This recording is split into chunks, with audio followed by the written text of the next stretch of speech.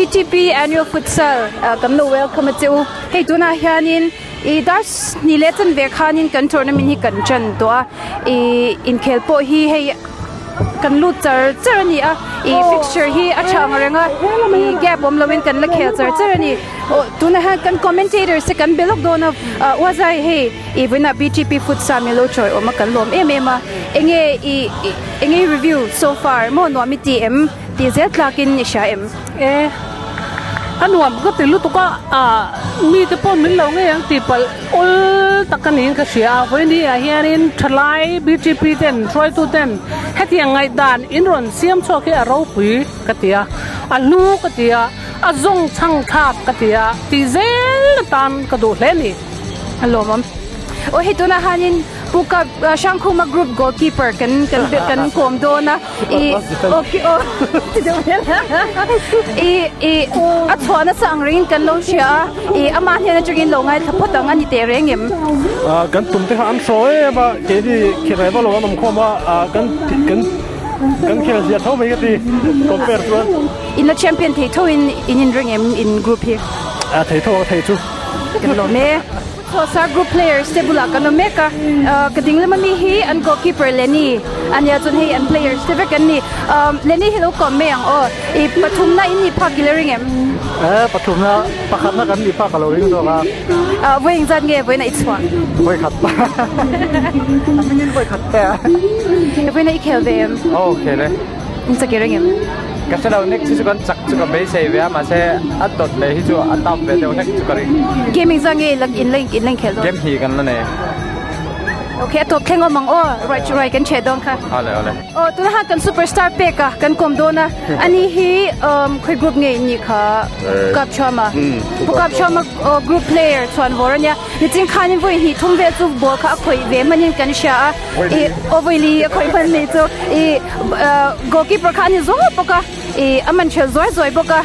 an game review kha longai khalo ka ngane na changin cái món này kan chiếm được cái mò mà sẽ kan để làm bố kan là cái món này mấy cái này chú kan thì thật đủ đâu kan này zoom rồi anh ra đi nghe chắc lâu kha 90 cháu chú kan lo me anh group nghe ni lem pu sang liền à in mình lên vang sự cho tôi à em mo mình lên vang lan ma chona nagar ba ve tangin AIT zira nagar ba ve AIT thau mình mua à nagar bavi AIT larin sanga nagar ba ve AIT Let's sua nagar bavi in angin in fit lo em khela hare har ve o goalkeeper mini ai ni lo switch ball ve phải in chắc don lo nghe in chắc là bê xây đâu anh chắc don Isaac Mizo do you speak Mizo can you speak Mizo Mizogen cái gì vậy thế cái gì này lung lei zone noi Bangalore ya la hanga thằng cái rồng cái lẽ mấy nói thiệt nom khop mai to khen ông tôi à Glection sorry okay I'm his roommate sorry see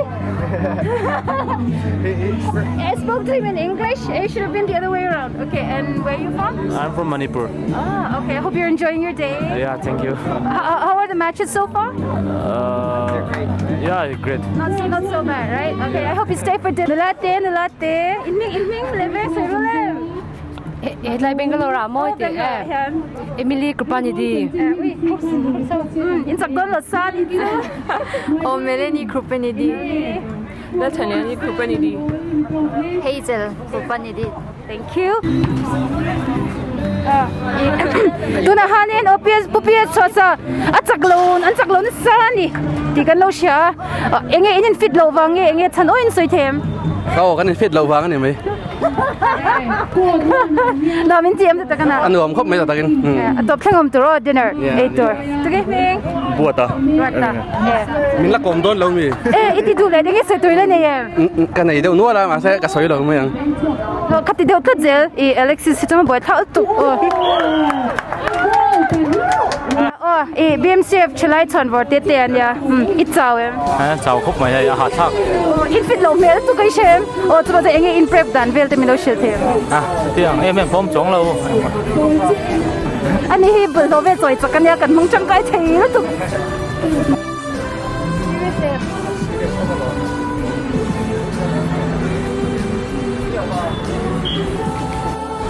tunahan in khel phavet cha lote I kom na hun kan lo ne nga I kabulami hi Nicholas Langwal Nicholas ania enge ngai dan kan zo tang in khel din no ma ti em I khel ve thei ein ring em ti te han sai te se kan chak chiang hura kalu tang sap hian wa ber o sai tur po nei thlem kal phatang ole hei pubi kap trauma group leader E kabulahi manula zami ania E when hei kap trauma group in lat chang reng khop me ya E kan leader hena hianin enge anin puacha na te an team dynamic te mo E acha em ti ha kan zot don ani enge in team chin chang in team chan chin tlang pui me lo shil them kan team te hi chu tiang han pui tling em kan ni lawa kan te sep ma se kan te ang aya hey size doesn't matter yeah size doesn't matter ang deu khan kan te tang anga han jet si kan ni law kan ron thak phia nang chu ka son sai du kan chalai secretary goalkeeper ani me ka kan chuang hle ni a chole main ron hoi luk them ka buai alright he kan lama in bu ang hianin ground pa ni kan manga E lelama hianin pu sang khumale pu sang le na te anin khela E ground 2 sonin pu big up chomale pu ps chwa te anin khel me kani E ti hianin gap om lowin E kan khel char me hun to kan mang chak khop me ole to na hanin BGP convener E kan bula han na omeka ain khel don na angang renga second lem hun kan nei lok thengem enge anwa mem win enge nuam khop mai hey member summer culture base pialamani lo mong khop mai dai zang ye kan zo the irin deu hey football hi chu spill over hi om nge dar kwa chu kan tuma kan zo lo mai thei bak dar som te za chuan ka complete thei mana kan lo match dewin khel don ne tuna hanin kan chalai senior advisor pulom na kima kan kom dona ani hianin boin futsal tan hianin thingpui le coffee tui takwiron lomboga kan lom me mani hei boin futsal hi kan voi khat nei na nia I a hotling thokhatini shem nom tiem a hotling viawing ka ria pathian zara a chan chu BMCF chalai pol B3P pina project anga kan nei voi khatna ni a lomom ka ti ne mem chu first hour khan chonudan ni kha tran hunani kha ta khan thalai rol hi za chuang an ron ring khom trat mai ni chuwang chuan tuna po hen hi za som nga chuang thalai kan kal khoma tlai lamani pheijon zani kan tlin mai te pore no chuwang chuan a lomom ka ti a thalai polin po hun in po theina hun tha BMCF thalai pol na CM hi a lomom khopin ka hia I Bangalore inge kan ngai mo fo ania a hun na thlen kim hi tu soi chang chon alom mam le me chun zom zel po chain ka sha bulom na kim chunga kan lo me voi khatna ta nin BT pin futsa kan han rom kan han inge kan han arrange theya alom mam me ma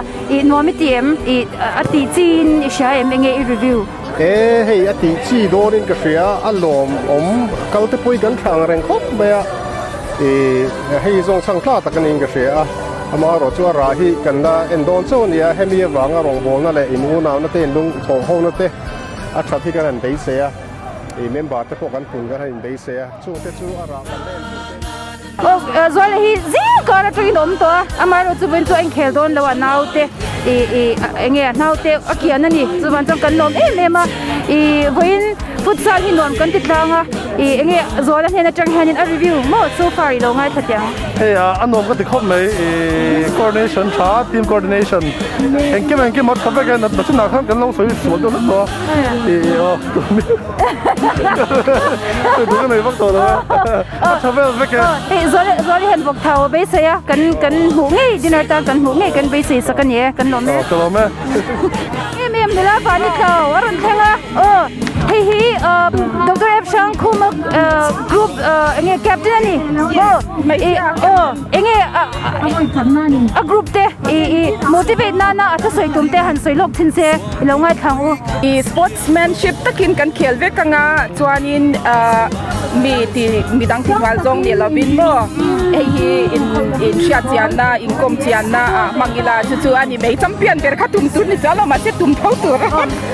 hey na BGP nula mel chudio deu bula kan dinga anming kan soitir ve kang tuna inveng nen Rebecca. I'm sorry Rebecca. Kuibeng tama Bangalore Kalyan Nagar kun bin nei le CV training ha So me. hey okay baby Kuibeng in ya Kalyan Nagar namin TM lo training ha Josephine. Jojo ni siya Belandor. okay lo apa pagro hey public up chama chan vector ni tu name please Elizabeth Mahlute Christina. Norman tiang ai meng kat phut me Coming to Mary Tan is okay MST khoi veng chingin local time ai lo ngai zo kamana ali we can veng di khan kan sha nga ngai me inge in group din mun la cha chai em nge be siom to vak lo oh acha zon ka sia em lo mi zo mai kan chu tu non tiem oh no le tu to khingi nam tur remiti chan dun bula han chulu kam pupi swasa group anya wini an cha cha em lawin kan sha ma se kan sha dang kha lo ni lo me then mani hin zo tila chonin hemi food sa hemi tournament hi in rinangin an wanem chumi pani chumi lo chan sak them Oh, no, I'm not too. Kim may after 5 days ka ano to. Inge in group din mun hin la cha change be se om to vak lawin in sha Chang tu de chu to pa chen che chakin an tia chu wangin kan la man mo lawan ni. ava declare zelem kan lo me okay hey tuna hanin media lampo ina kan chuan vor chalai member chuan vor ni bok nola Catherine Van Lal mal so mi hi thui kan ti me mani kan kom dona hey bani po milo cover chara ya chunga long thu kan cheng hal ni se enge win nomitiem elo enge still capture to te mu chaim no tu ringo thei ka thuman me lo kal kwal char ngai mobile tha tu ke an tam nu tu ka he don kal po mo chuma chain anwam ka tel tu I'm me and I know I've asked you your name but yeah could you say your name again please Mayan. and where you from Yemen. where is that Middle East. Yemen oh all right so I thought that was an abbreviation okay I hope you have fun and stay for dinner okay thank you Mo tuna hanin BGP assistant convener le kan treasurer nular wat we mo de kan kom dona kanin po cha nai array to nom kan titlang tura ngai la kha chu zo to lo me chiunga ti le zel chunzum zel tin in shai me oh chun dom chi ni hei mi pui te pon ngam khop me phai te bo kan ri nai nan local tha he tianga rim zonga ti hi ti le zel tha kan ti zelang alo mame hey kan treasurer ni buka sum lam nei tu deu enge zanin dinner tan hanin kan enge kan po cha le o atui don tu ka I soiri kan lapal law ha ka chu I ahuna khan mo sha de me ang ma che I atui don ti kha chu law shitop ula I law la hori law ula in e cho don ya ro surpan omna turom don ni chu me sponsor vek don hey ro la sur lo dewa kan lo me hey hi kamnali nula tenya la soi cham te zai cham te ni ming milo shil se Siam te. lomi nami tiem Tilutuk. atop khinam don em Oh, don. nu na chu kha in group om nai nang lo ha la ni mo tu zong e champion tu ren ren Kimani. yang tu kha ni tu na hianin okay an ning ka sata mase kan viewers ta khanin an ning len veng khalo soi ve an ning len veng lo soi chat se Dalmin chani heta beng mo. Gothanur. Sunday Gothanur Mangai Gothanur. Emeline Gothanur in kelvin tu mem football in kelon em ven ka shilo le tum shan law inge futsal tan hanin zing la matin plan chin meng exercise in veng so khwa dia ka hey walk remote poi ti tham pen ni chu wan zon enge in prep dan me lo sil them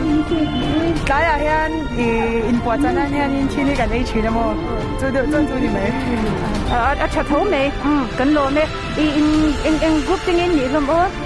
in tu le du ai polinum nang e chak don lo ni kha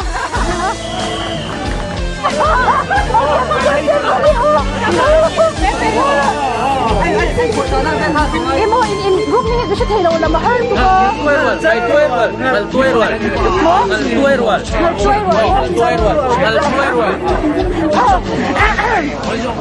ole hoi la han match turu I khel tur oma exhibition match kan ti nei po turu don ani I an captain de veve kan kom dona I zongtra lovers le angal chal rual captain te ani I question ko zot lo an du du soina hunin petyang I zongtra lovers si anin so sana sa to chu ba don an captain hin pe ma sa tyang ole weina hian helaya local zong te hi in van nei khau mai in khero pui in mudona ta chuan Bangalore in khel thiam rual kan in phok khoma ta chuan hal tuai rual ho te kan noi don ani anin mingki min si kan phur dona kat thut thu ka chang khan an no pui fanal ten lo hloi lawa kan lom khop mai achan chu no pang hian pa te kan ngai sanga pathian tukin kan mu ani eng kim ti thea kan ngai a ti chuan zong tra lovers ten ngal tuai rual ho te kan supply an fa ten an mu chuan an pa ten ngai dan kha thalo vek dona ka thu zo mi an local lawa kan lom le ni a professional po tu choi kai mil khop mai I kan soi tam lo mai ang tuna I ngal choi rual I captain lo be beliang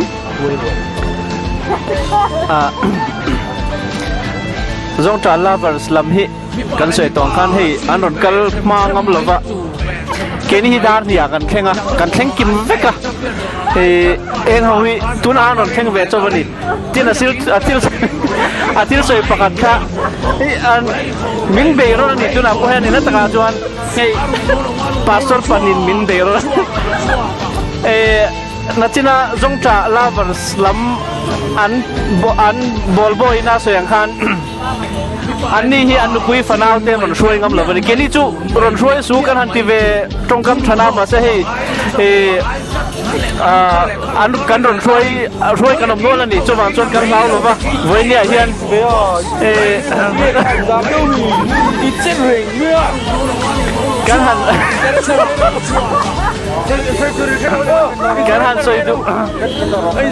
kan soi du chu voinia hian heavy zong tra lovers so hi chu an mol phu viu don ani mani apon kan in noi deu to a min la viu ba hi voinia pon an theng tlai ka ti kha chuwang chuan result lama a thia chomang lelam police open din ni dona ke ni panga kan ni don kan chawa than chu local lo mai ro kan ti kan sop don emi team pani hianin captain an thang thiam ka ti emema an size po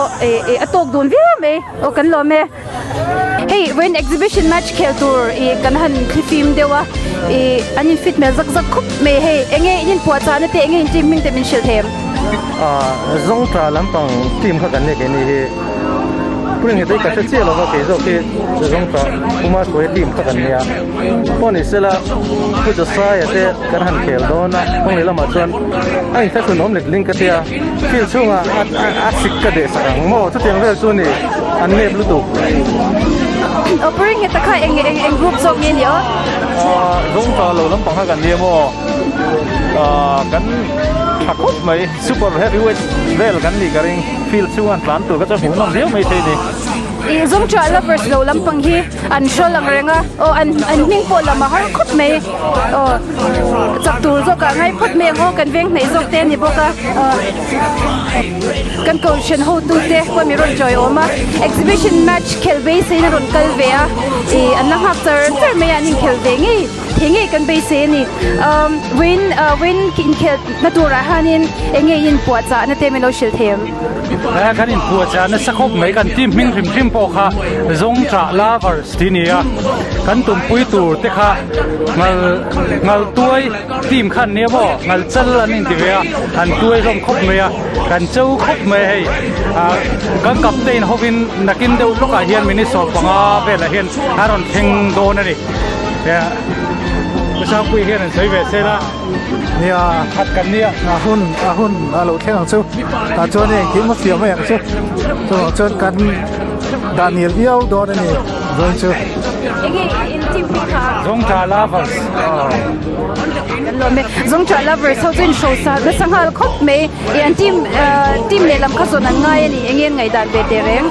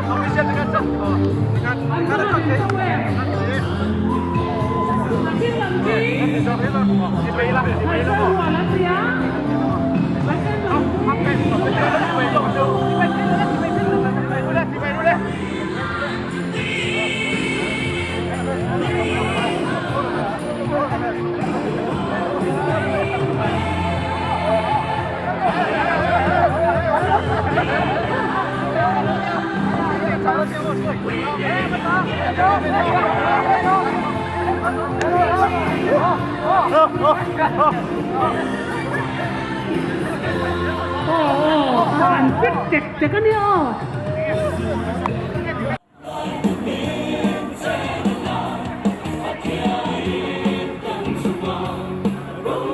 วันหน้านี่เด็กวันเป็นไงตีเปกันอยู่โดนนั่นนี่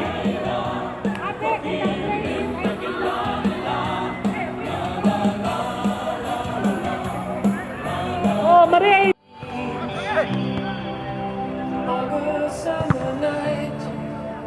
Soldiers passing by, listening to the wind of change.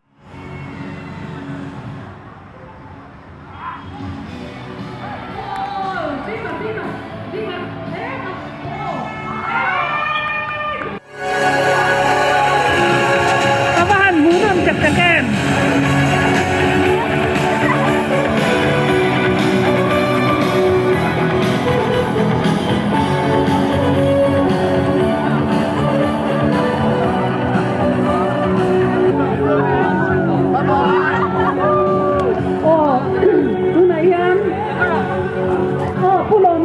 Để đón nó đi,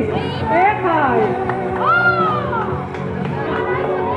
Bé cửa nghe chủ ra miệng.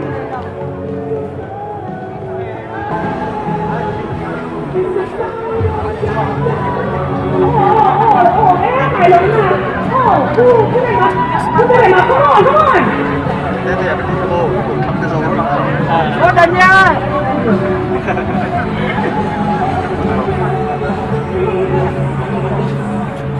của Henry mặc hết cái mà Henry phát khác anh bao nhiêu những này to lên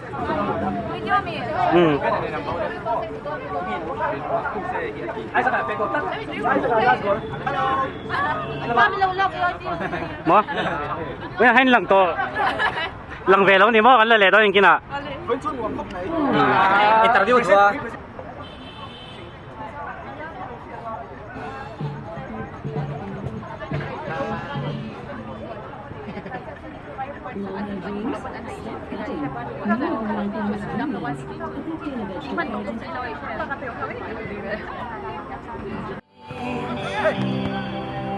August summer night,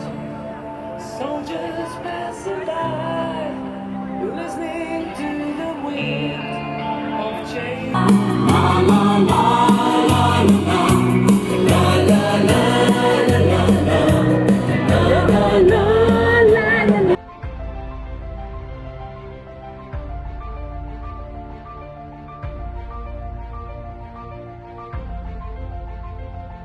thì con nên cán muốn trăng trâu con nên lâu ngay thằng mấy tay là trăng cần có dùng với nó BTP futsal tổ nó mình mang tụi lâu có dùng cái mà sai mình chưa họ lồng thứ các bạn sấy non về nữa cho nên tụi nó yên hệ chia individual trophy cần xem mà mấy chia ăn thì các làm mấy không hay là hôm nay đầu câu xe cho nên futsal BMC chairman in cần medals thì mình lâu hơn sắp đó này mấy chia best player vì Suzanne lâu mà gì không hay là đầu câu xe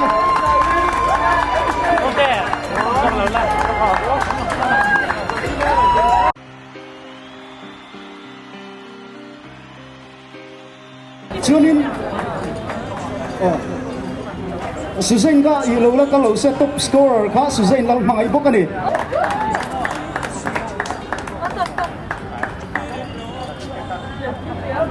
best keeper hi VL Shiat Pui không ai nak lâu câu xe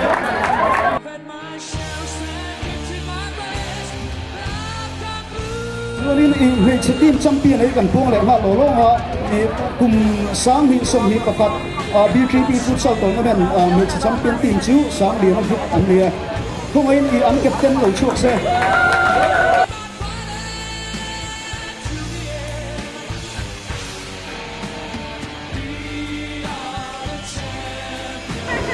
cho nên cái nào sắp gần này á người chia PS chùa sao anh tin captain cái đầu chuột là sắp đến PS chùa sao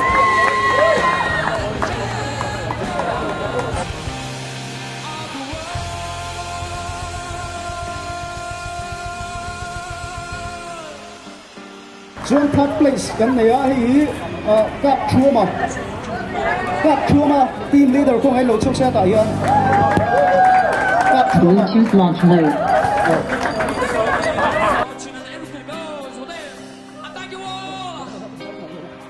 Mipa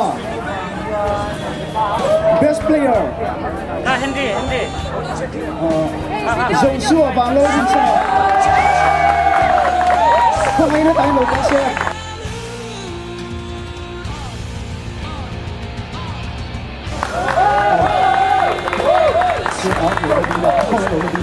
cho nên top scorer hi semi final attain kan ena cho nên khali atang score final le semi final score kani top scorer chu Michael Lalhuat kala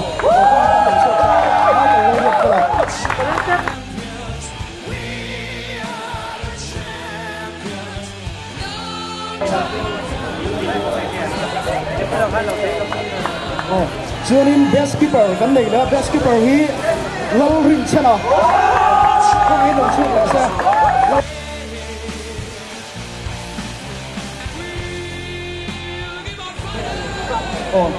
không ai đồng chuyện sẽเป็นก็คือทีมแชมเปี้ยนแวลิมิโนกันสักเลยโลโซทีมแชมเปี้ยนนี่สร้างเรียนนะทีมมันนี่ทีมสร้างเรียนนะ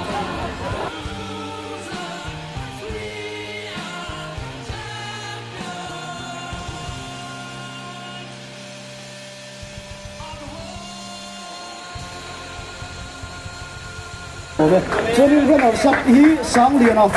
team B lối chuột là vết sẽ không ai sáng liền nào team B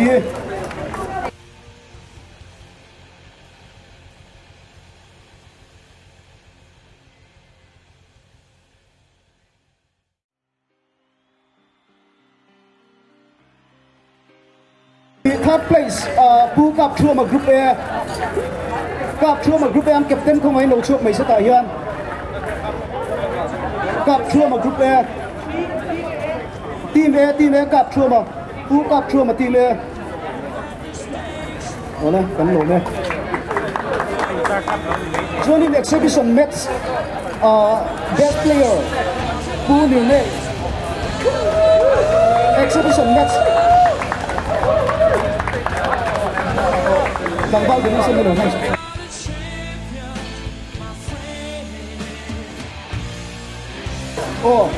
cho nên medal sahi exhibition match Zongtra Lovers captain lối chiêu sẽ tạo hiện không ai Ruben Ma tuổi Zongtra Lovers captain rốt ở đó làm lâu ở đó liền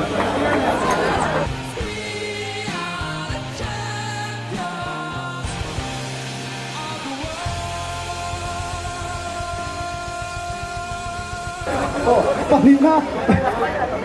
ngel sa dual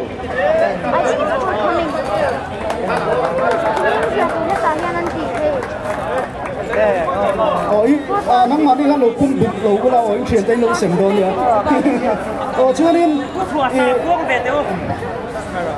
với là yêu nên với là lâu cao song song tất cả certificate cầm cái chuột biết đâu na chu chu amal cái liên hệ lại muốn nói yêu nên cần lâu cao cần lâu làm này đâu nữa lát chẳng lâu cần lâu ông chuột tại cần lâu in report đâu nè group champion cần buông đâu na group champion đã không em tại yêu nên là group bao cái lâu cần không thể chuột hay lại trophy cần chơi đâu nè group champion thì hi pu sang liền là group cần dia không em lại muốn nói lâu cần không sẽ Joining Union Group Leader le Secretary le kan sia joining kan BMCF Chairman Puju Sayang Trophy min lo han sak bona ni ami pa ni yan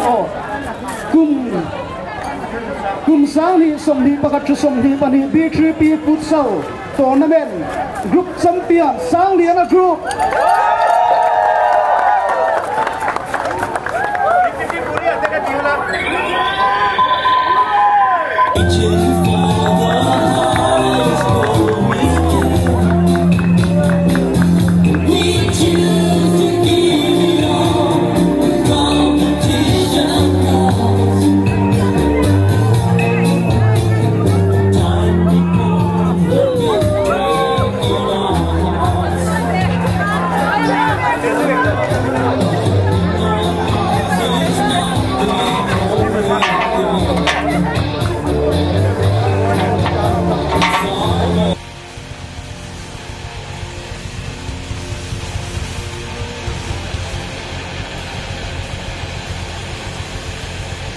không ai lâu lâu lâu là tôi nói tốt na hun hun turin kan BMCF Japan kan so mga anin tốt na trong try te le tốt na hun man zong hua heta dinner you can ai do na ni tu ma ka dinner ai lo in hong lo ila dinner port takin kan ai chok do nia o tu na BMCF Japan lo so mang